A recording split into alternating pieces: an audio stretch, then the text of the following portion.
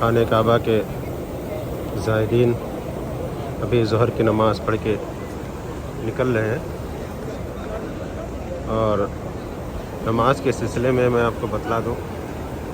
کہ حدیث میں آتا ہے کہ اللہ کے رسول صلی اللہ علیہ وسلم نے فرمایا کہ جو شخص خانہ کعبہ میں نماز ادا کرتا ہے تو اس کو ایک نماز کا ثواب 1,00,000 نماز کے ثواب کے برابر ملتا ہے۔ یعنی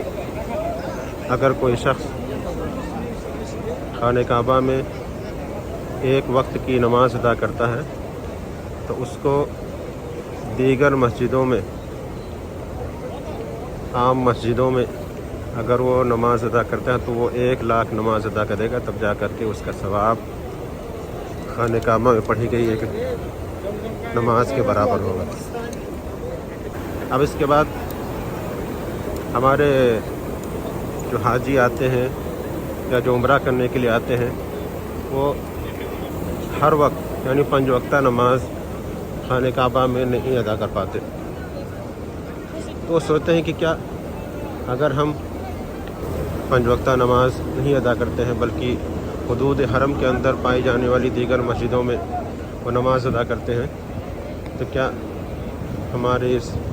پڑھی گئی نماز کا ثواب 1,00,000 نماز کے برابر ہوگا؟ تو صحیح بات یہ ہے کہ ہاں، جو کوئی بھی شخص حرم کے حدود میں نماز ادا کرتا ہے تو اس کو 1,00,000 نماز کے برابر ثواب ملے گا، لیکن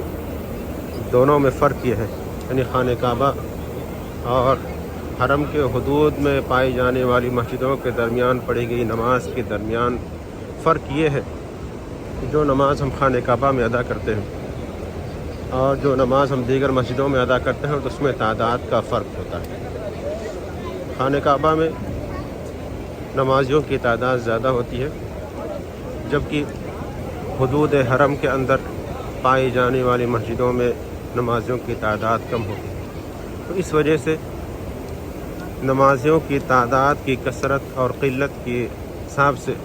ثواب میں اضافہ اور کمی ہوتی ہے۔ یہی فرق ہے کہ جو شخص خانہ کعبہ میں نماز ادا کرے